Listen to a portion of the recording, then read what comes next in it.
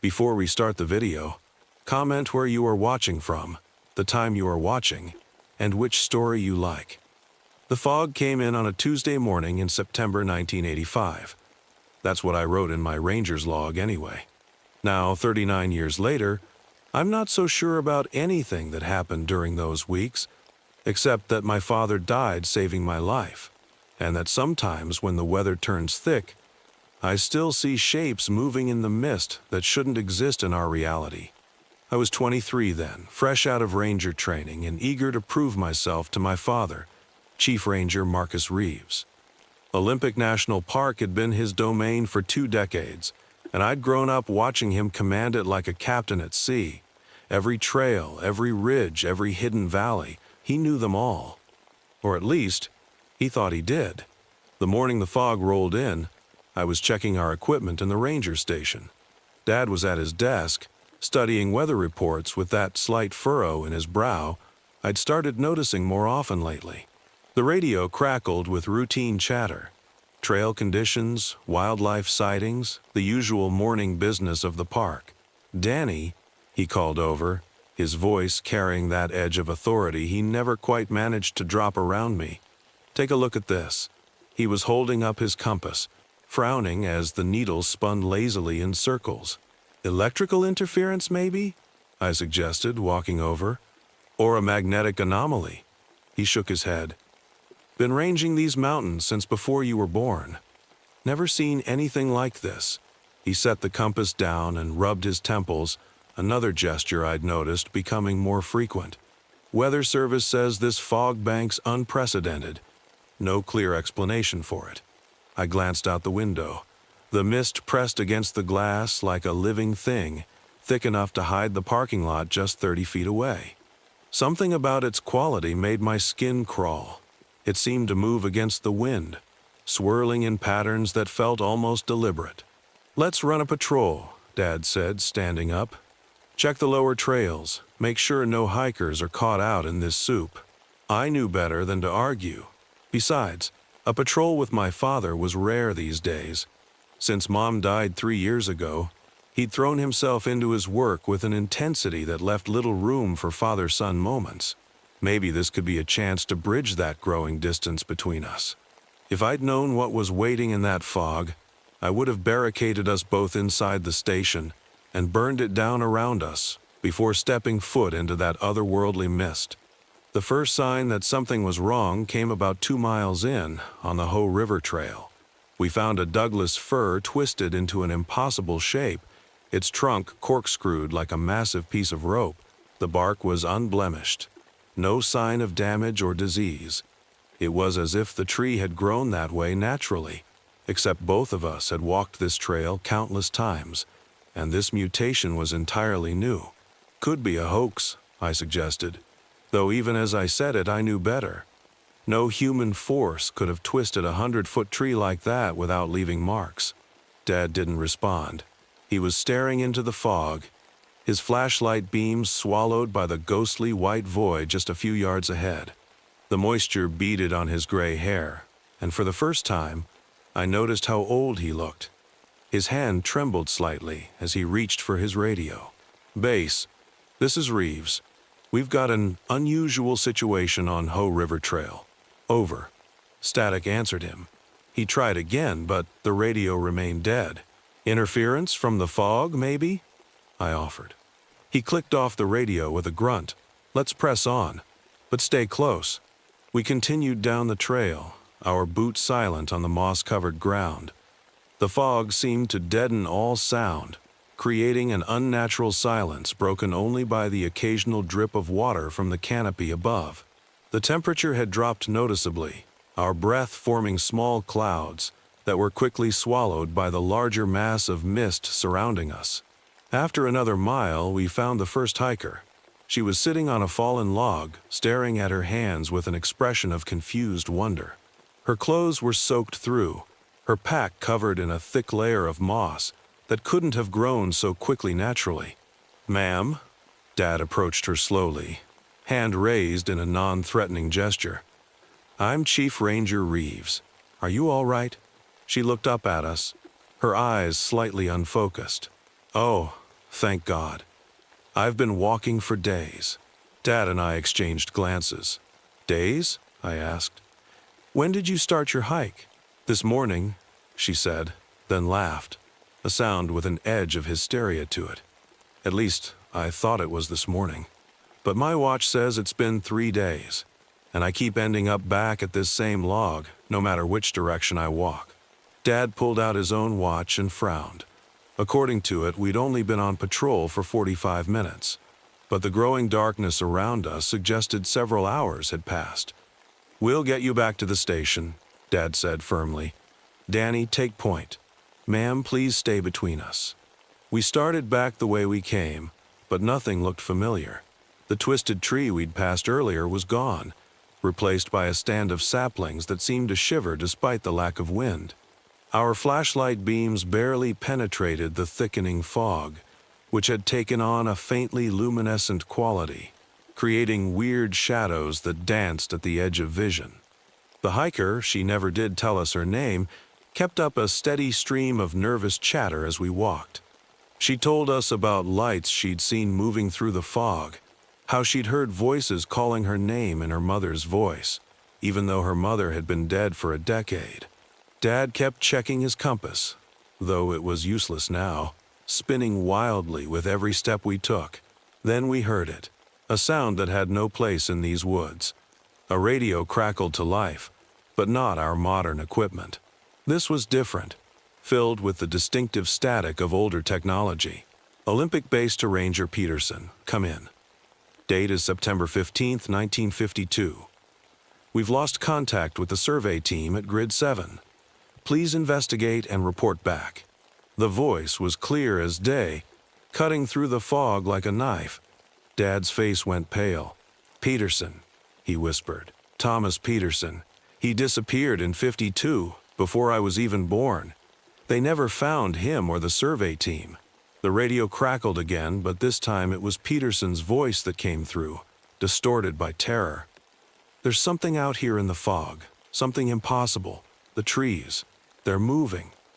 Dear God, the transmission cut off in a burst of static. Dad, I said, trying to keep my voice steady, we need to get back to the station. Now. He nodded, but as we turned around, the hiker screamed. Where the trail should have been, there was only an impenetrable wall of white. The fog had closed in around us completely, and with it came a sensation I'll never forget, the feeling of being watched by something ancient and hungry. The next few hours, or days, or minutes, time had lost all meaning, became a nightmare of confusion and terror. We would catch glimpses of things through the fog that shouldn't exist, trees that walked on root feet, leaving trails of bleeding sap, animals turned inside out but somehow still alive, their organs pulsing in the open air. And worst of all, multiple versions of ourselves, some younger, some older, all calling out for help. The hiker vanished first. One moment she was behind me, the next there was only empty air and a lingering scream that seemed to echo from very far away. Dad grabbed my arm, his grip painfully tight. Don't let go, he ordered. No matter what happens, don't let. But even as he spoke, I felt his hand pass through mine like smoke. The fog swirled between us, and suddenly I was alone. Dad, I screamed, spinning in circles, trying to pierce the white void with my flashlight. Dad! The beam caught something moving in the mist, a human shape, but wrong somehow, too tall and fluid in its movements. It turned toward me, and I saw my own face, aged and twisted with an expression of infinite horror. I ran. The forest around me changed with every step. Trees appeared and disappeared, their branches reaching like grasping hands. I passed the same twisted Douglas fir 3 times, but each time it was more distorted, its trunk eventually coiling in on itself like a Mobius strip. I found my father again, or rather, I found versions of him. One was barely 20, wearing a ranger uniform from the 1950s. Another was ancient, his face ravaged by advanced Alzheimer's, muttering about creatures that hunted across dimensions. Each one begged for help, but I couldn't tell which was real, if any of them were. The truth, when it finally came, nearly broke my mind. I stumbled into a clearing that shouldn't have existed, where the fog formed a perfect sphere of emptiness. Inside, the air itself seemed to tear open, revealing something that my brain still refuses to fully process. They moved through the tier, the fog walkers, as I've come to call them, fourth-dimensional predators that saw our reality as flatland, hunting across time and space with casual cruelty.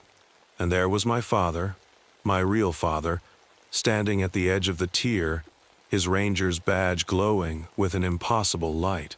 "Danny," he called, his voice somehow reaching me across the dimensional void. "I understand now, the fog. It's not weather, it's them, bleeding through into our world. They've been hunting here for centuries, taking people, twisting reality. Your mother. I think they took her too, 3 years ago. The car accident. It wasn't an accident. Dad, please," I begged. "We have to go." He shook his head, and I saw tears on his face. "I can't.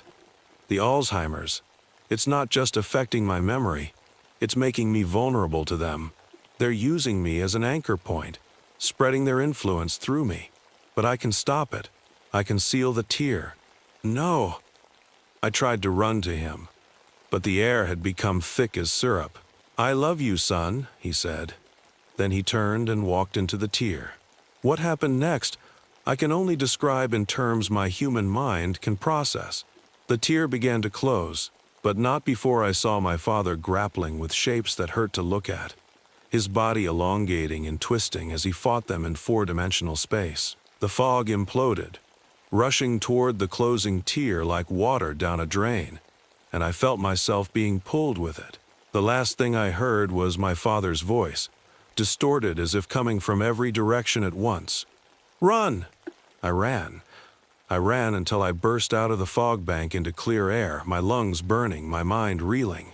When I finally stopped and looked back, a massive section of the forest was simply gone, replaced by an empty bowl of earth, as if that part of reality had been scooped away. They found me 3 days later, though according to my watch, only hours had passed. They told me I'd aged 40 years overnight. My hair had turned white, my face lined with decades I hadn't lived. My father's body was never found, nor were any of the other people who went missing in the fog. The official report blamed a freak weather phenomenon and mass hysteria. They said the missing section of forest was due to an unprecedented sinkhole. They explained away the twisted trees and the inside-out animals and the impossible radio transmissions.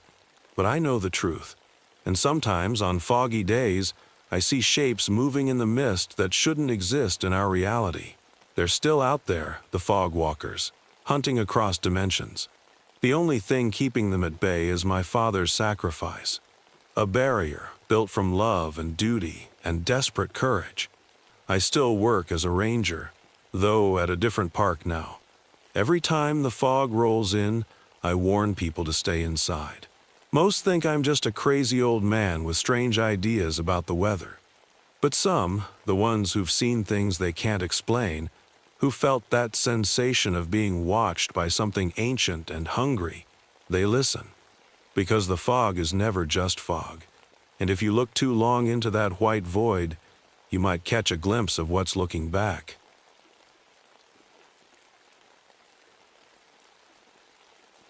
I've spent 27 years trying to convince myself that what happened during the eclipse of 1993 wasn't real, that the events I witnessed in Death Valley were just hallucinations brought on by heat exhaustion and isolation. But with another eclipse approaching, the nightmares have returned. The shadows in my peripheral vision seem to move when they shouldn't, and I know deep in my bones, that they're coming back. I need to write this down, all of it.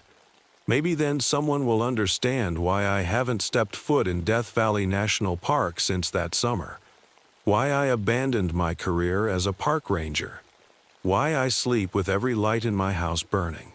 My name is Nathan Cross. I was 45 years old when it happened, and I'd spent the previous decade as a senior ranger at Death Valley after leaving my position as an anthropology professor at Berkeley. The switch from academia to Park Service had raised some eyebrows, but after 15 years of studying indigenous cultures from behind a desk, I needed to get my boots on the ground. Death Valley called to me, its stark beauty, its rich archaeological history, and especially its petroglyphs. The ancient rock art scattered throughout the park had become my obsession. I'd learned to read several native languages during my academic career, and I spent my free time documenting and translating the valley's rock art. Most depicted typical scenes, hunting parties, spiritual ceremonies, astronomical events. But there was one set of petroglyphs, deep in a remote canyon, that didn't fit the usual patterns. The images showed humanoid figures being consumed by darkness, their bodies dissolving into what looked like living shadows. I dismissed them as metaphorical at first. That was my first mistake. The spring of '93 had been unusually cool, drawing larger crowds than we typically saw that time of year. A solar eclipse was scheduled for late June, and amateur astronomers were already setting up camps throughout the park. That's when the first incident occurred. A family of 4 was found unconscious near Badwater Basin, the lowest point in North America. They were alive but completely unresponsive, their skin ice cold despite the 90-degree heat. The medical report said they were in some kind of chronic fatigue state, as if their bodies had been completely drained of energy. They recovered after a few days in the hospital, but none of them could remember what had happened. They just kept mumbling about the shadows being wrong. I didn't connect it to the petroglyphs at first. I was too focused on my own recovery from a fall I'd taken while documenting a new rock art site the previous month. The accident had left me with a slight limp and an increased sensitivity to temperature changes. I could feel cold spots that nobody else seemed to notice. At the time, I thought it was nerve damage. Now I know it was something else, something worse. The second incident happened during my night patrol along Artist Drive. The sun had set about an hour earlier, but the moon was nearly full, casting sharp shadows across the mineral-stained hills. I was checking on a group of eclipse watchers when I noticed something odd about their campfire. The shadows it cast weren't moving with the flames, they were moving against them, writhing and twisting in impossible ways. When I pointed it out, the campers insisted they couldn't see anything unusual, but I noticed they packed up and left before dawn. Over the next few weeks, park rangers began finding more unconscious visitors, along with animals in strange catatonic states. Coyotes, bighorn sheep, even birds, all alive but completely unresponsive, their bodies cold to the touch. The Park Service blamed it on some unknown pathogen, but I knew better. I had finally translated more of those strange petroglyphs, and what I found chilled me to my core. The ancient text spoke of entities that lived in darkness itself, beings that fed on the very essence of life. They weren't just shadows. They were hungry voids in the fabric of reality, and they grew stronger as daylight diminished. The approaching eclipse wasn't just an astronomical event, it was an invitation. I tried to warn the Park Service, but who would believe stories about living shadows based on prehistoric rock art? Then the night patrol disappeared. Not just one ranger, the entire patrol. Their vehicles were found empty, radios still crackling, flashlights burning holes in the desert night. The official report blamed it on mass desertion, but I'd seen the shadows moving in broad daylight by then, testing their limits, growing bolder. I found the temple 2 days before the eclipse. I wasn't looking for it. I was tracking strange cold spots across the park, marking them on my map. The pattern they formed led me to a narrow canyon I'd never noticed before, despite my years of exploring the park. The walls were covered in petroglyphs more detailed than any I'd seen before, and at the end stood a stone archway carved with symbols that seemed to absorb light rather than reflect it. That's when I lost 2 more rangers. Jim Chen and Sarah Rodriguez had insisted on coming with me after I reported the discovery. We were documenting the site when the shadows shifted. One moment, Jim and Sarah were photographing the archway. The next, they were gone. But I heard their screams. God help me. I heard them screaming inside the darkness. I ran. I'm not ashamed to admit it. I ran back to the ranger station and locked myself in the radio room, surrounded by emergency lights and backup generators. I spent the next 24 hours translating the symbols I'd photographed at the temple, knowing the eclipse was coming, knowing we were running out of time. The ritual I found was older than language itself. It required sacrifices, willing ones, to bind the Shadow Eaters back to their realm. The native peoples had performed it during every eclipse, passing down the knowledge through their rock art. But as their populations dwindled and their languages were forgotten, the ritual was lost. The Shadow Eaters had been waiting centuries for an eclipse, with no one left to bind them. I gathered everyone left at the station, 4 rangers and 2 maintenance workers. I told them everything, showed them my research, the photographs, the translations. To their credit, they believed me. Maybe they'd seen enough by then to know I wasn't crazy. Or maybe they were just desperate for any explanation, any solution. We gathered everything that produced light: flashlights, emergency flares, portable work lamps. The ritual required a circle of light with the temple archway at its center. We had less than an hour before totality when we reached the site. The shadows were everywhere by then, moving like oil slicks across the rock, reaching for us with tendrils of pure darkness. I started the ritual as the moon began to cover the sun. The others maintained the circle of light, pushing back the shadows with our artificial day. The air grew colder with each word I spoke, each symbol I traced in the dust. The Shadow Eaters fought back, extinguishing our lights one by one. I heard screams as the darkness took the others, but I couldn't stop chanting. I couldn't stop drawing the symbols. I don't remember completing the ritual. I don't remember being found 3 days later, half dead from dehydration, my fingers bloody from carving symbols into stone. The official report says I was the sole survivor of a mass disappearance, that the others were never found. They blamed it on a cult, on drugs, on anything that made more sense than the truth. But I know what happened. I know because I can still feel them, the Shadow Eaters. The ritual bound them, yes, but it bound me too. Every dark corner holds a whisper of their hunger. Every shadow carries an echo of their power. They're trapped in their realm of darkness, but part of me is trapped with them. And now, 30 years later, another eclipse is coming. The petroglyphs showed that the binding only lasts until the next total eclipse. I've spent decades searching for someone else who can read the ancient languages, someone who can perform the ritual again. But I haven't found anyone, and the shadows in my vision are getting darker. So I'm writing this as a warning and maybe a confession. If you're planning to visit Death Valley during the eclipse, don't. If you see shadows moving against the light, and if you find this after I'm gone, know that I tried. God help me, I tried. But the shadows are always hungry, and the dark times are coming again. I've never told this story before. Not the whole truth of it, anyway. The official report I filed with the National Park Service in 1979 mentions a cave-in incident and animal attacks, but those sterile words don't begin to capture the horror of what happened in the Black Hills that spring. I'm only writing this now because the nightmares won't stop, and maybe getting it all down will help. More importantly, people need to know the truth. They need to be warned. My name is Catherine Blackwood Kitt, to everyone who knows me. I was a ranger at Black Hills National Forest for 6 years, specializing in cave rescue and geological surveys. The divorce was still fresh then, the ink barely dry on the papers when I threw myself into my work, grateful for the distraction of long hours and physical exhaustion. Being the only female ranger in the district meant I had something to prove, and I proved it daily with my expertise in spelunking and rescue operations.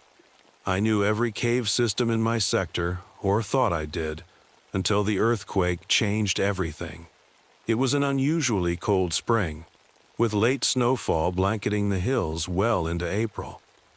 The unseasonal weather had already put everyone on edge when the tremors hit. Not a major quake by any means, magnitude 4.2, but enough to shift things underground. New fissures opened up throughout the cave network, connecting previously isolated systems and exposing chambers that hadn't seen light in millennia. That's when the trouble started. The first signs were easy to dismiss. A few missing pets near the cave entrances, not uncommon in an area with mountain lions and coyotes. But then Dave Whitaker, one of our more experienced guides, reported finding a strange carcass half-dragged into Weber Cave. Said it looked like an albino deer, but something about the wounds bothered him. The bite patterns were wrong, he said. Too precise. Too deliberate. I remember the day I first heard the clicking. I was mapping one of the newly exposed tunnels, standard procedure after the quake to ensure tourist areas remained safe. The sound echoed through the darkness, a rapid, chittering noise unlike anything I'd encountered in my years of cave work. I told myself it was just water dripping or loose rock settling, but deep down, I knew better. There was a rhythm to it, almost like communication. The rock climbing community started sharing stories next. Equipment found with strange marks, as if grabbed by human hands but with deeper, sharper impressions. Ropes showing wear patterns that made no sense. And always that feeling of being watched. I might have continued rationalizing it all if I hadn't found the petroglyphs. They were deep in a previously sealed chamber, preserved perfectly in the dry cave air. The Native American paintings showed pale, elongated figures hunting in packs, dragging prey into dark crevices. Below them was text in Lakota, which I later had translated. It warned of the pale ones who hungered in the deep places, who would emerge when the earth shook and the cold lingered too long. The disappearance of the Hovland brothers forced us to act. They were experienced spelunkers, guys who'd mapped half the caves in the region themselves. When they missed their check-in time, I led the search personally. We found their equipment scattered through a narrow tunnel, leading to a chamber that hadn't existed before the quake. Their helmet lights were still on, rolling slowly in a shallow underground stream, illuminating walls that bore fresh scratch marks. That's when I first saw them. Through my night vision gear, they appeared as pale, elongated figures moving with an impossible grace along the cave walls. Their limbs were too long, too fluid in their movement, like spiders made of bleached bone. But it was their faces that haunted me, so nearly human, yet wrong in ways that sent primal shivers through my core. They had eyes, but not eyes that had ever evolved to see sunlight. I backed out slowly, quietly, my heart thundering so loud I was certain they would hear it. But they were focused on something else, what looked like a nest constructed from. I still have trouble writing this part. It was built from bones, not all of them animal. The revelation hit hard. The creatures were establishing new territory, spreading through the opened cave systems, and they were growing bolder. We found evidence of pack hunting behavior, coordinated attacks that showed frightening intelligence, and then they started emerging in daylight. What happened next haunts the darkest corners of my dreams. A school group, touring one of the safe caves, went off the marked path. By the time we got the call, screams were already echoing through the tunnels. I led the rescue mission myself, along with 4 other rangers. Only 2 of us made it out. The details of that day are both crystal clear and nightmarishly fragmented in my memory.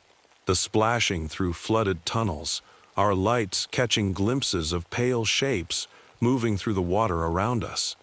The horrible moment we found the breeding chamber, its walls lined with hundreds of translucent eggs, pulsing with inner movement. The sounds. God, the sounds. Not just the clicking anymore, but a high-pitched keening that made my teeth ache and my vision blur. We found the children trapped in a high cavern, thankfully all alive. But getting them out. Rangers Chen and Martinez went down in the first attack. I can still hear the wet tearing sound. Still see the way the creatures moved like liquid shadow through our flashlight beams. Thompson emptied his rifle into the darkness and bought us maybe 2 minutes before they took him. I lost my left arm below the elbow getting the last child through a narrow squeeze. The creature had my leg, its grip like steel cable, and I had a choice: lose the arm or lose the girl it was holding. I've never regretted my decision, though the phantom pain still wakes me on cold nights. The official story talks about structural collapse, about animal attacks. The caves were sealed, deemed too unstable for public access. But I know the truth. The creatures are still down there, breeding in the darkness. The eggs I saw would have hatched by now. And the caves go deeper than any of our maps ever showed. I retired from the Park Service after that, took a desk job in Denver. But I keep tabs on the area, and I notice things. The missing pet reports that spike every few years. The hikers who vanish without a trace. The strange noises people report on cold spring nights when the snow falls late and the wind carries sounds it shouldn't. Sometimes on those nights, I swear I can hear clicking. Note found attached to the manuscript. To anyone reading this, the caves are not as sealed as we thought. Last week's paper reported another minor earthquake in the Black Hills. And this morning, I got a call from an old colleague still working at the park. They found fresh tracks in the snow, leading out. Human-like prints, but wrong, too long, too many joints. And they were heading toward town. I've carried this story for 32 years. Not a day goes by that I don't question whether sharing it will help or hurt, whether anyone would even believe me. But after what happened last week in Bridger Teton, 3 more rangers gone missing, I can't stay silent anymore. Maybe if I'd spoken up sooner, they'd still be alive. I was different back in '92, 4 years sober but still fighting demons, both real and imagined. The isolation of ranger work suited me. Fewer temptations, fewer chances to slip.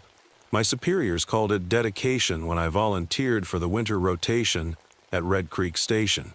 Truth is, I was running from something. Turns out, I ran straight into something worse. The station overlooked Red Creek Lodge, one of those ambitious ski resorts from the '70s that never quite made it. By '92, it was just a hollow shell collecting snow, windows dark as dead eyes. Local tribes had protested its construction, saying the land was sacred burial ground. The developers didn't listen. Sometimes I wonder if that's where it all started. First signs came with the storm. Wyoming gets its share of blizzards, but this one was different. The meteorologist called it record-breaking. The elders at the Wind River Reservation called it something else, a hunger wind. Should have paid more attention to that. I noticed the tracks on my 3rd morning patrol. Fresh snow had fallen overnight, but these weren't your typical animal prints. They led from the tree line to the lodge and back, each track nearly 2 feet long. The stride length was impossible, 8 feet between prints. Nothing moves like that, nothing natural anyway. Radio started acting up that same day. Between the usual weather updates and check-ins, I caught fragments of something else. Voices speaking in what sounded like dozens of languages, some so ancient my skin crawled just hearing them. When I reported it, they blamed atmospheric interference from the storm. Then we found the first body. Marcus Chen, tourist from California, survived 3 days in the storm before we reached him. Found him huddled in a cave, skin blue with frostbite, muttering about the hungry man. Said it had followed him for miles, wearing different faces, calling out in voices he knew. His friends, his family, all dead by then, though we didn't know it yet. Marcus died in the medevac. Hypothermia, officially. I knew better. The marks on his body weren't from any animal I'd seen in 20 years of ranger work. My partner Dave Roberts didn't want to believe it at first. Wild animals, he'd say, examining the ritual arrangements of deer carcasses we kept finding. Maybe wolves got bold from the storm, but wolves don't arrange bodies in perfect circles. Wolves don't carve ancient symbols into tree bark with surgical precision. The missing snowmobiler reports started piling up. Each search and rescue mission brought us deeper into the white hell that surrounded Red Creek. We found pieces of them, eventually, just pieces. The snow preserved everything in horrible detail. Dave changed after we found the Thompson family. 3 generations of riders, grandmother to grandson, all scattered across a half-mile of forest.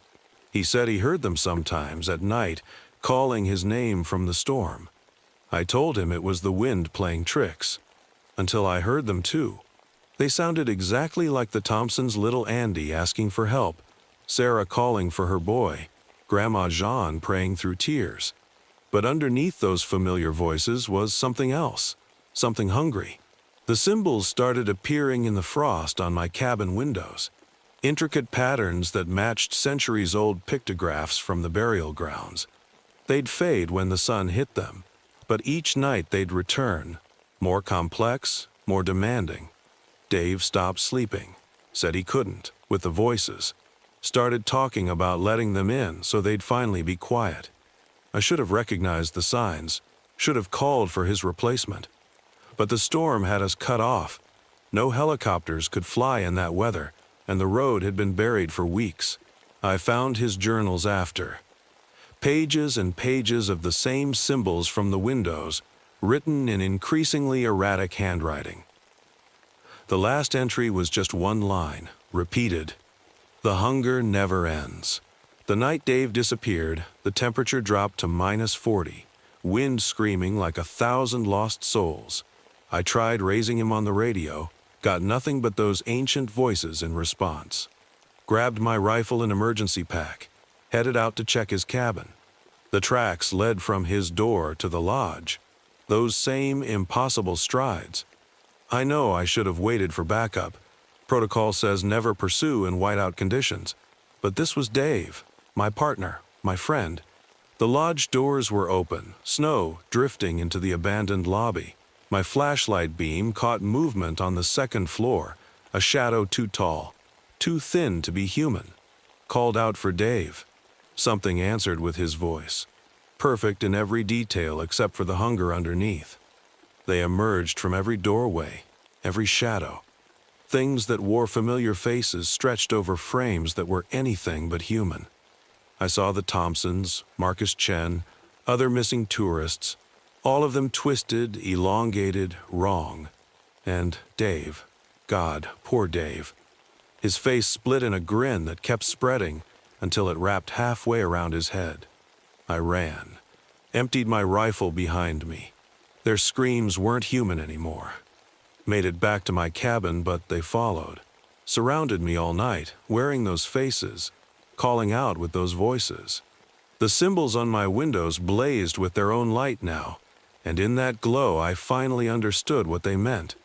The warnings, the ritual, the price of survival, the details of what happened next. Some memories are better left buried. I know I used the flare gun. No, I remembered something from those pictographs, something about fire and sacred words. Know that when dawn finally came, I was alone, surrounded by tracks leading back to the lodge. They found me a week later when the storm broke. Severe frostbite, dehydration, shock. Told them Dave had been caught in an avalanche. Easier than the truth. They never found his body or any of the others. The lodge burned that night. Insurance investigators blamed faulty wiring. I transferred south after that, stuck to summer rotations, quit the service 5 years later.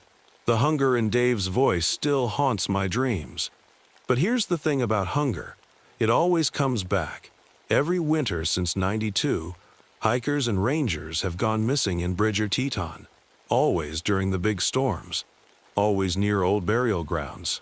The symbols appear in frost, and voices call from the wind. And sometimes, on the coldest nights, I catch myself listening for them. Feel something ancient and empty stirring in response. The elders were right. The land remembers. The hunger never ends. I've started seeing the symbols again, here in my home.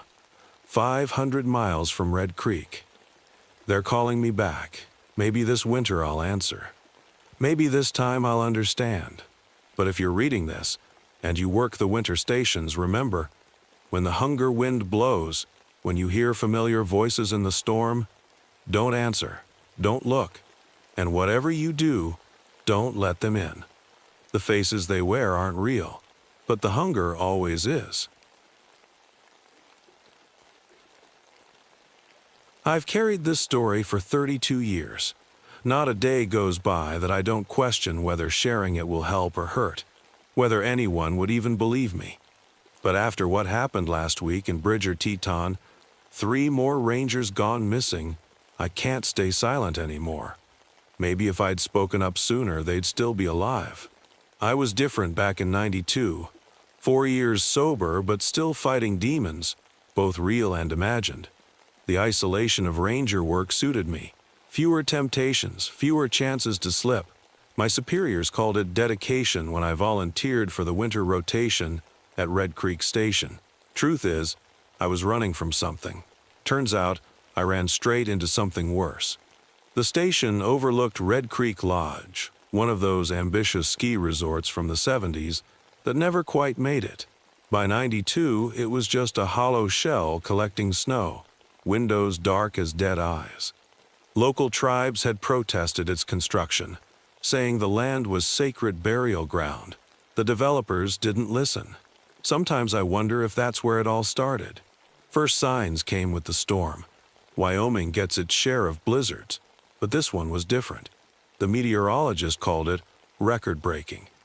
The elders at the Wind River Reservation called it something else, a hunger wind. Should have paid more attention to that. I noticed the tracks on my 3rd morning patrol. Fresh snow had fallen overnight, but these weren't your typical animal prints. They led from the tree line to the lodge and back, each track nearly 2 feet long. The stride length was impossible, 8 feet between prints. Nothing moves like that, nothing natural anyway. Radio started acting up that same day. Between the usual weather updates and check-ins, I caught fragments of something else. Voices speaking in what sounded like dozens of languages, some so ancient my skin crawled just hearing them. When I reported it, they blamed atmospheric interference from the storm. Then we found the first body. Marcus Chen, tourist from California, survived 3 days in the storm before we reached him. Found him huddled in a cave, skin blue with frostbite, muttering about the hungry man. Said it had followed him for miles, wearing different faces, calling out in voices he knew. His friends, his family, all dead by then, though we didn't know it yet. Marcus died in the medevac. Hypothermia, officially. I knew better. The marks on his body weren't from any animal I'd seen in 20 years of ranger work. My partner Dave Roberts didn't want to believe it at first. Wild animals, he'd say, examining the ritual arrangements of deer carcasses we kept finding. Maybe wolves got bold from the storm, but wolves don't arrange bodies in perfect circles. Wolves don't carve ancient symbols into tree bark with surgical precision. The missing snowmobiler reports started piling up. Each search and rescue mission brought us deeper into the white hell that surrounded Red Creek. We found pieces of them, eventually, just pieces. The snow preserved everything in horrible detail. Dave changed after we found the Thompson family. 3 generations of riders, grandmother to grandson, all scattered across a half-mile of forest. He said he heard them sometimes at night, calling his name from the storm. I told him it was the wind playing tricks, until I heard them too. They sounded exactly like the Thompsons' little Andy asking for help, Sarah calling for her boy, Grandma Jean praying through tears. But underneath those familiar voices was something else, something hungry. The symbols started appearing in the frost on my cabin windows, intricate patterns that matched centuries-old pictographs from the burial grounds. They'd fade when the sun hit them, but each night they'd return, more complex, more demanding. Dave stopped sleeping, said he couldn't, with the voices, started talking about letting them in so they'd finally be quiet. I should have recognized the signs, should have called for his replacement. But the storm had us cut off. No helicopters could fly in that weather, and the road had been buried for weeks. I found his journals after. Pages and pages of the same symbols from the windows, written in increasingly erratic handwriting. The last entry was just one line, repeated. The hunger never ends. The night Dave disappeared, the temperature dropped to -40, wind screaming like 1,000 lost souls. I tried raising him on the radio, got nothing but those ancient voices in response. Grabbed my rifle and emergency pack, headed out to check his cabin. The tracks led from his door to the lodge, those same impossible strides. I know I should have waited for backup. Protocol says never pursue in whiteout conditions. But this was Dave, my partner, my friend. The lodge doors were open, snow drifting into the abandoned lobby. My flashlight beam caught movement on the second floor, a shadow too tall, too thin to be human. Called out for Dave. Something answered with his voice, perfect in every detail except for the hunger underneath. They emerged from every doorway, every shadow. Things that wore familiar faces stretched over frames that were anything but human.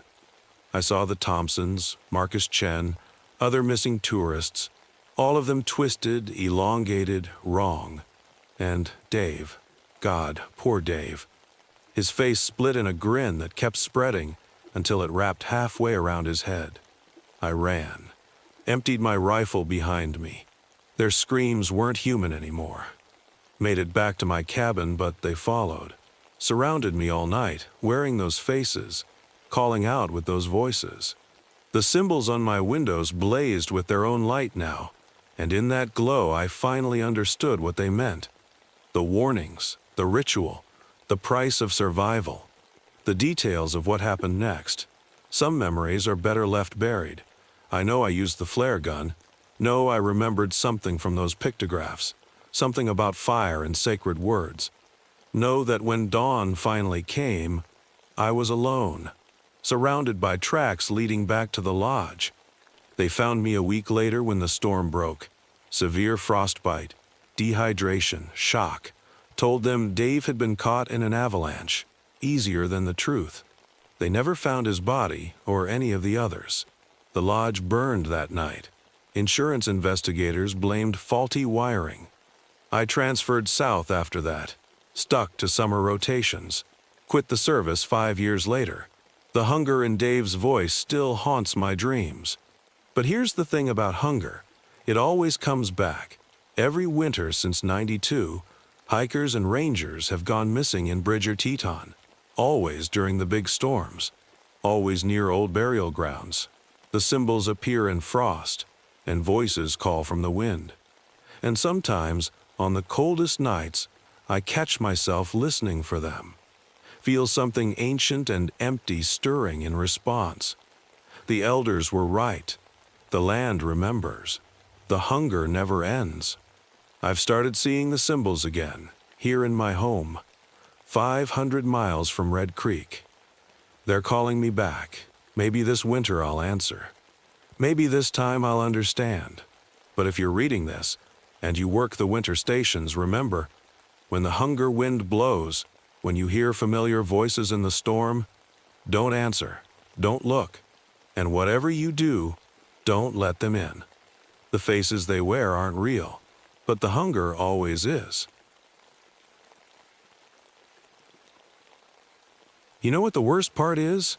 I can still hear that sound. That awful clicking, like someone running their fingernails over a xylophone made of teeth. Even now, 3 years later, lying in my hospital bed, I hear it in my dreams. Sometimes I wake up convinced it's coming from inside my own bones. I should introduce myself. My name is Frank Miller, though most folks at Great Smoky Mountains National Park knew me as Hawkeye. 51 years on this earth, 22 of them as a park ranger, and I've seen things that would turn your hair white. But nothing, not the horrors of Korea, not the climbing accidents, not even finding what was left of my partner Tom last year, nothing, comes close to what happened in the autumn of 1968.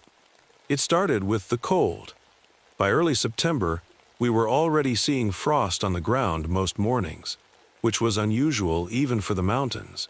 The animals seemed spooked too.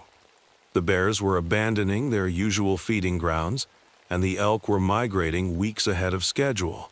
At first we figured it was just weather patterns, but looking back, I think they knew. Animals always know when something ain't right. The first real sign came when I was doing my morning patrol along the Appalachian Trail. I'd been favoring my left leg ever since shrapnel caught me just below the knee in '53, but I still covered more ground than rangers half my age. That morning, I found what looked like someone's idea of modern artopile of animal bones, mostly deer and raccoon, arranged in a perfect spiral. Now, I'd seen plenty of bone piles in my day. Predators will do that sometimes, but this was different. The bones were cleaned completely, like they'd been scrubbed with bleach, and the arrangement was too deliberate, too purposeful. I reported it, of course, but what could I say? Someone's making bone sculptures in the woods? They'd think old Hawkeye had finally lost his marbles, so I documented it and moved on. But then we started getting reports from other trails. More bone piles, each bigger than the last. And they all had that same unnatural cleanliness to them. Then the hikers started going missing. The first was a young couple from Ohio, experienced backpackers doing a section of the AT. We found their campsite 3 days after they missed their check-in. The tent was still there, sleeping bags unzipped like they'd just stepped out. Their clothes were laid out flat on the ground, empty, like someone had unzipped a human-shaped bag and removed the contents. Everything organic, the cotton in their clothes, the leather of their boots, even their hairbrushes was gone. Only synthetic materials remained. The search party found their bones 2 days later, arranged in another one of those spirals. That's when we started hearing about the cemetery. Oak Grove, just outside the park boundaries, reported 3 disturbed graves in 1 week. The groundskeeper, old Bill Matthews, swore up and down that something had dug them up with surgical precision, like it knew exactly where to cut. They found Bill a week later. The official report said animal attack, but I saw the body. No animal I know can remove a man's skeleton without breaking the skin. I started hearing the clicking at night.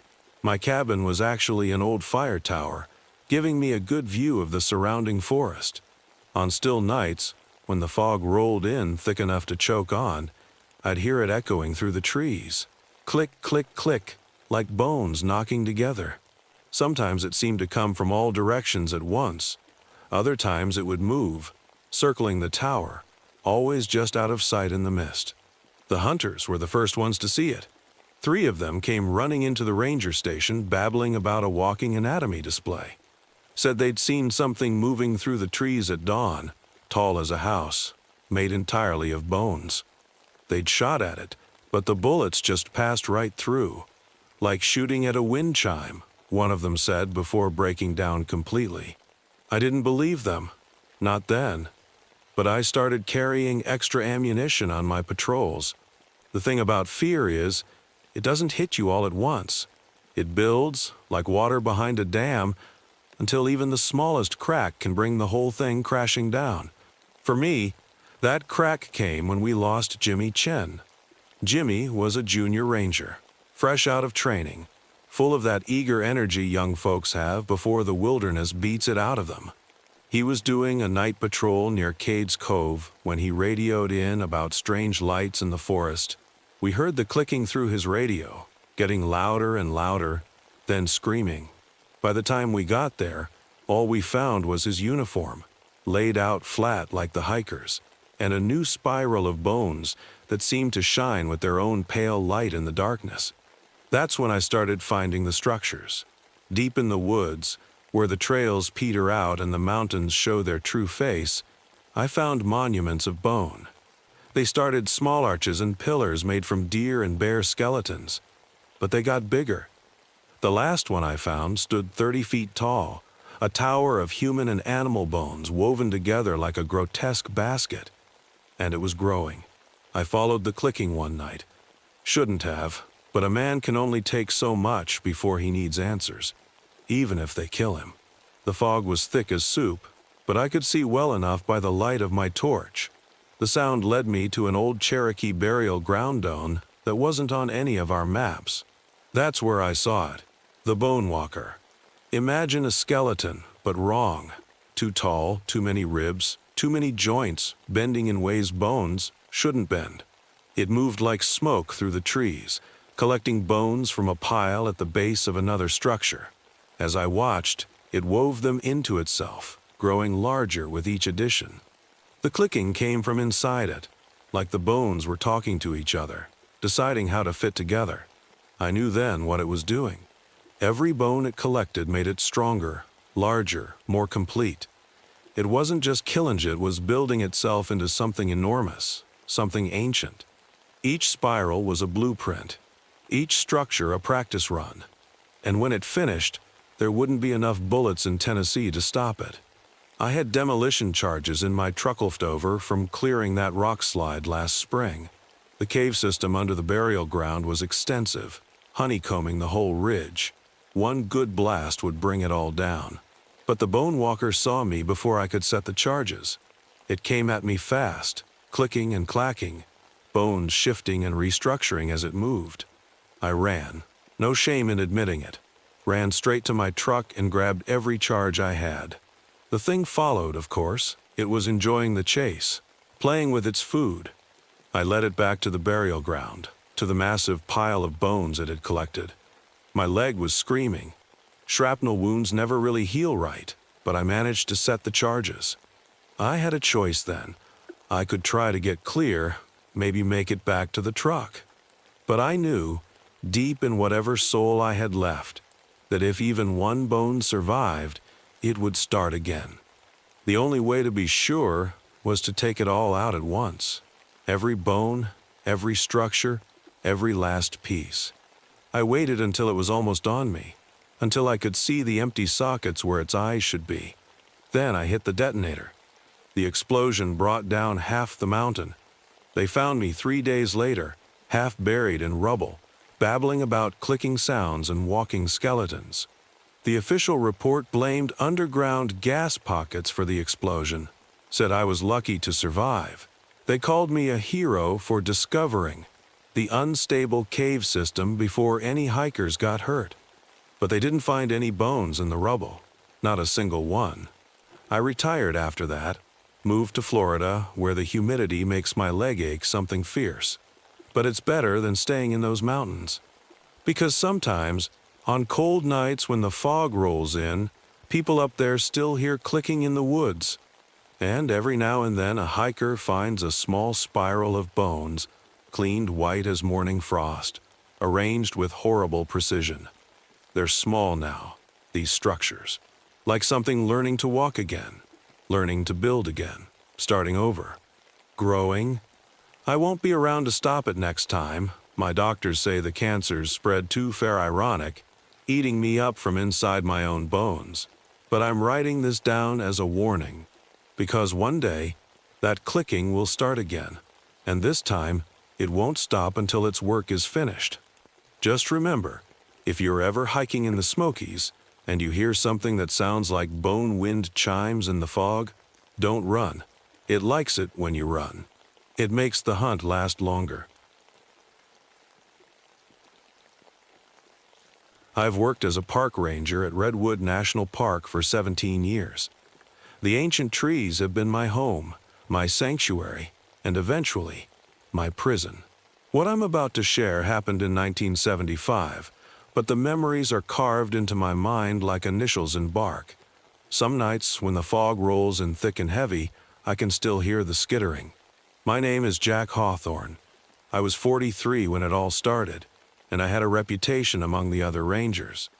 They called me the Bloodhound Whisperer because of my work with Rex, a Belgian Malinois with tracking abilities that bordered on supernatural. We were the go-to team for search and rescue operations, having saved dozens of lost hikers over the years. But we couldn't save the one person who mattered most. My wife Sarah disappeared in the park 2 years prior, leaving nothing but a half-empty thermos of coffee and her favorite red hiking jacket hanging on a branch. The first indication that something was wrong came during a routine patrol in early March. The fog that morning was different, thicker than usual, with an oily quality that seemed to cling to everything it touched. Rex, normally eager to bound ahead on the trail, kept close to my leg, his ears constantly twitching. I dismissed his behavior, attributing it to the weather. That was my first mistake. We found the Henderson family's campsite just before noon. The fog had thinned enough to see about 20 feet ahead, but something was off. Their tent stood erect, sleeping bags still inside, breakfast dishes half cleaned on the picnic table. But the family, parents, and 2 teenage kids was gone.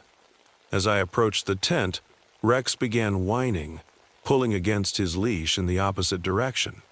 That's when I noticed the webbing. It was almost invisible, catching the light only at certain angles, like spider silk in morning dew. But this was different, stronger, more extensive. It stretched between trees in complex patterns, some strands as thick as my thumb. When I tried to touch it, my finger passed right through, yet I could feel resistance, like pushing through thick syrup. The substance left no residue, no trace of its existence, except for the way it bent light. I radioed for backup, and within an hour, the site was crawling with rangers and local police. They documented everything, took samples of the invisible webbing, which somehow became completely undetectable once removed from the trees, and started a search pattern. But Rex refused to track. He'd take a few steps into the forest, then plant his feet and howl, a sound I'd never heard him make before, somewhere between fear and warning. The Hendersons were just the beginning. Over the next few weeks, more disappearances followed. Each scene was identical, camps left intact, personal belongings untouched, and that damned invisible webbing everywhere. My colleagues began to notice other oddities, equipment failures near certain areas of the forest, patches where sound seemed to die completely, and depressions in the ground that appeared overnight, like massive footprints from something we couldn't see. I started carrying my old Polaroid camera, thinking maybe the lens might catch something our eyes couldn't. Most of the photos came out normal, but occasionally there would be distortions, dark smudges that moved between frames, or areas where the image warped like heat waves off hot asphalt. But the most disturbing photos were of the trees themselves. I'd take pictures of marked trail points during my morning patrols, then again in the evening. The trees had moved, not by much, maybe a few feet, but enough to be noticeable when comparing the photos. The others said it was just perspective tricks, camera errors. They hadn't spent nearly 2 decades memorizing every twist of bark and branch like I had. Rex knew. He'd always know when we were approaching one of the wrong areas, as I'd started calling them. His hackles would rise, and he'd press against my leg, trembling. But he never abandoned me, never ran, even though every instinct must have been screaming at him to flee. The radio started picking it up next. At first, it was just static, but if you listened carefully, underneath the white noise there was something else, a dry, chittering sound, like thousands of tiny legs moving across dead leaves. It was always strongest near the areas Rex avoided, and it grew louder as spring turned to summer. Then came the night that changed everything. I was working a late shift when the call came in about a large group of missing campers, a whole scout troop, 12 kids and 3 adults, gone without a trace.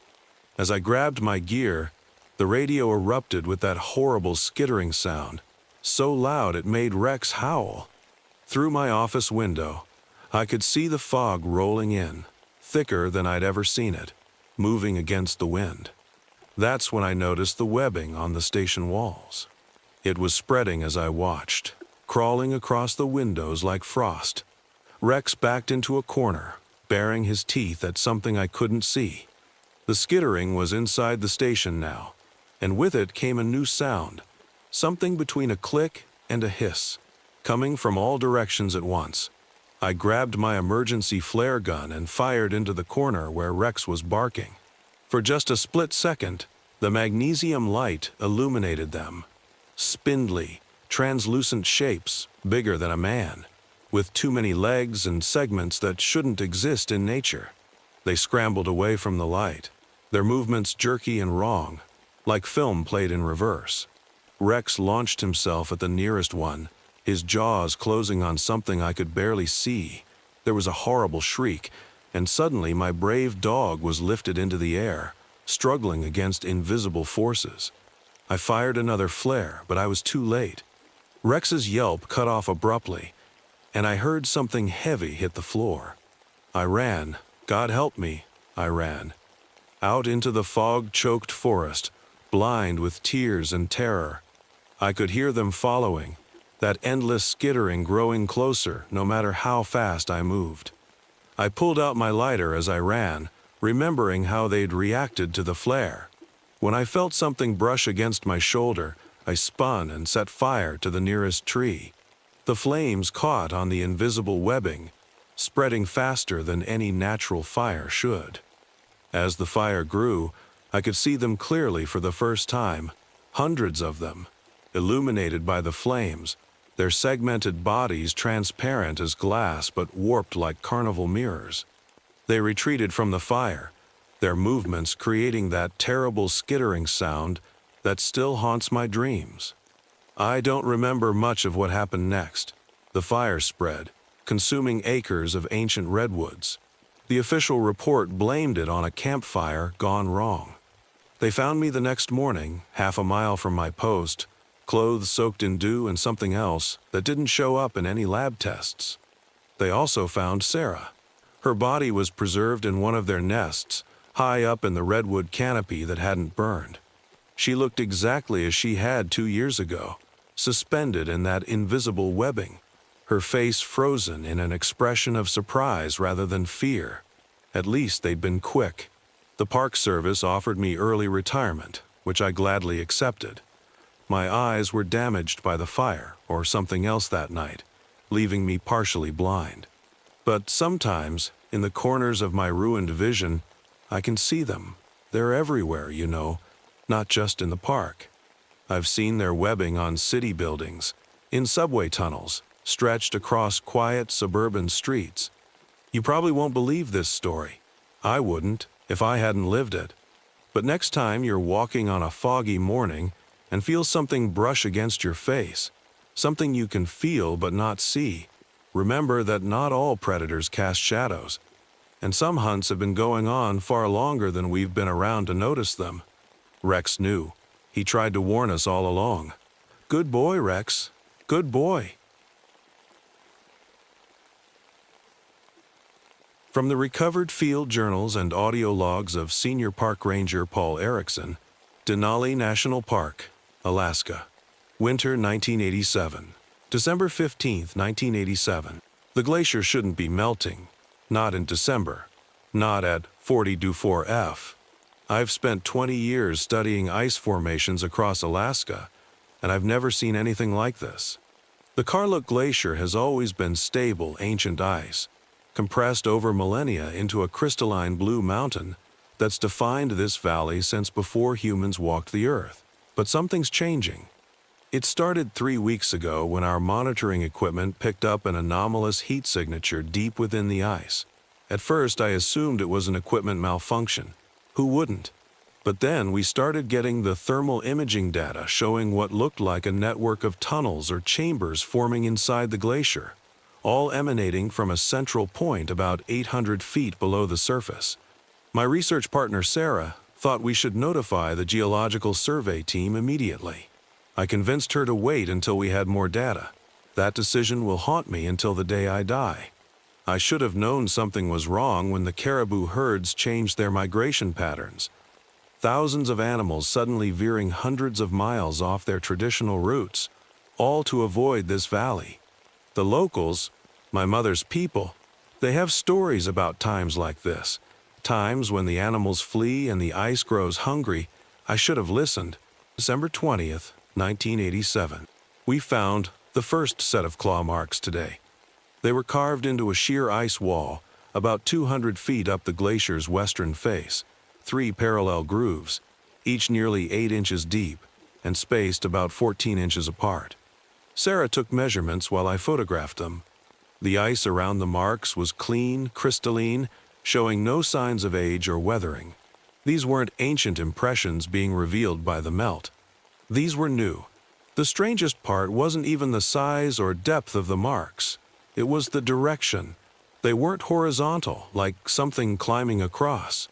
They went straight down, as if whatever made them had simply walked down the vertical face of the ice. That night, we saw the lights for the first time. Subtle at first, just a faint bluish glow deep within the glacier, like bioluminescence in the ocean. But as we watched through our binoculars from the research station, the light began to pulse, slowly, rhythmically, like a heartbeat. Sarah wanted to set up a camera to monitor it overnight.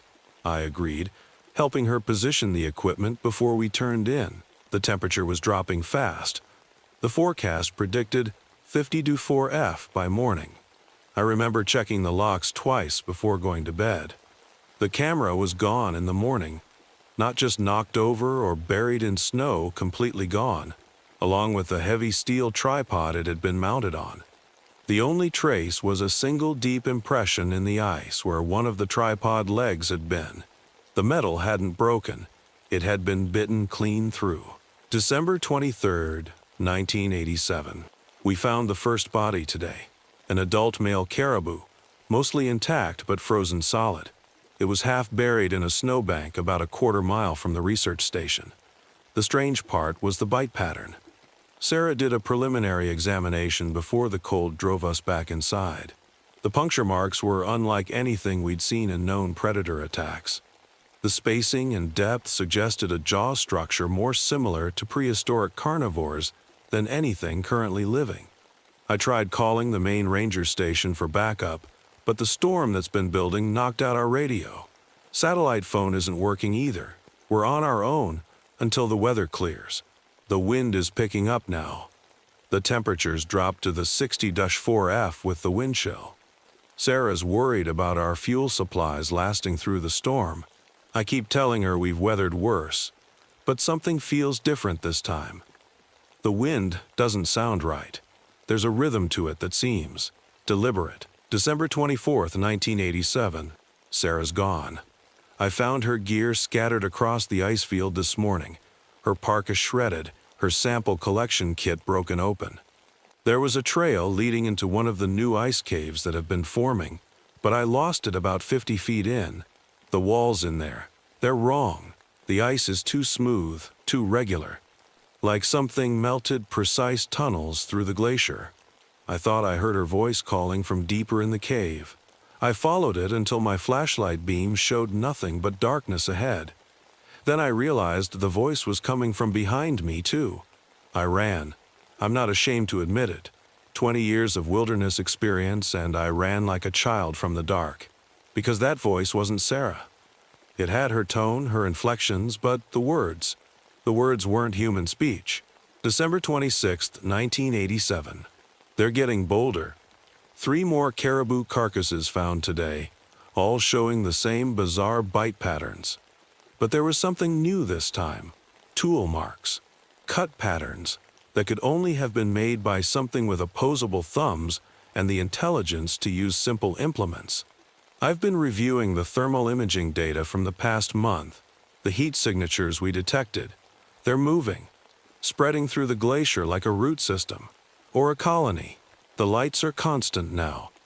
Even during the day, you can see that pale blue glow deep in the ice. Sometimes I think I see shadows moving within it, huge shapes sliding through the frozen labyrinth below. I found something else today, deep in one of the newer ice caves, perfectly preserved in the wall. A human hand. Not recent. The tissue was clearly ancient, desiccated by the cold, but the position. It was reaching out of the ice, fingers curved like it was trying to grab something, or warning something away. Carbon dating equipment puts it at roughly 25,000 years old. December 28th, 1987. I know what they are now. I found the research station's backup generator torn open this morning. Its fuel tank emptied. They're learning, adapting. The cold was keeping them dormant, but with the climate slowly warming, the glacier's stability is breaking down. They're waking up. The thermal imaging makes sense now. They've been actively melting the ice from within, creating a network of tunnels, a hunting ground, and we're not dealing with just one. The heat signatures suggest at least a dozen distinct organisms. I've been analyzing the bite patterns, comparing them to fossil records. The closest match is a species of pack-hunting carnivore from the late Pleistocene. But these are different, evolved. The tool marks prove they have intelligence, and the way they mimicked Sarah's voice. They're not just animals. They're something that learned to think during its long sleep in the ice. December 29, 1987. The storm hit full force today. Visibility, 0. Temperature dropping to 1070 4F with wind chill. But they don't care about the cold. If anything, they're more active in it. They hit the research station just after sunset. I heard them on the roof first, heavy bodies moving with surprising grace across the metal surface. Testing, probing, looking for weak points. The first one came through the skylight. I only got a glimpse, pale, almost translucent flesh, evolved for life in the ice. A body structure similar to a big cat, but wrong somehow. Too angular, too precise. The head was the worst part. The eyes had nictitating membranes like a reptile's, but they were spaced for binocular vision, for depth perception, for hunting. I managed to hold them off with the emergency flares, but I'm down to my last two. They don't like fire. Natural selection wouldn't have prepared them for it in the Ice Age. But they're smart. They're learning. The generator's running low on fuel. Once it dies, the heating system goes with it. They know this. They're waiting. December 30th, 1987. This will be my last entry. The generator failed an hour ago. The temperature inside the station is dropping rapidly. I can hear them moving outside, speaking to each other in those horrible mimicked voices. Not just Sarah's now. I hear my own voice among them. But I figured it out. I know how to stop them. The explosives we use for avalanche control, if I can set them right, I can trigger a collapse in the glacier, bury these things back in the ice where they belong. The charges are set. The detonator's in my hand. I can hear them breaking through the walls now. To whoever finds this, burn it all. Burn the whole glacier. The ice is melting faster every year, and these things, they're not just surviving it. They're causing it, accelerating it, smart enough to understand that a warmer world means more hunting grounds for them. They're at the door. I can see their shadows. God, those eyes. I'm sorry, Sarah. I should have listened. End of Recovered Documents. Addendum. National Park Service Internal Memo. Date. January 15th, 1988. Karluk Glacier Incident. Survey teams reported a major avalanche in the Karluk Glacier region on December 30th, 1987. Ranger Ericsson's research station was discovered buried under approximately 200 feet of ice and snow. No bodies were recovered. Thermal imaging of the glacier shows no unusual heat signatures at this time. However, recent climate data indicates accelerated melting in the region continues despite record low temperatures. Request for additional funding to maintain permanent monitoring station denied. Request for expanded ranger patrols in affected area. DENIED. Request for geological survey of similar glacial formations. Denied. Case status. Closed. Note. All documents related to this incident are to be classified under Code 7R. No public release authorized.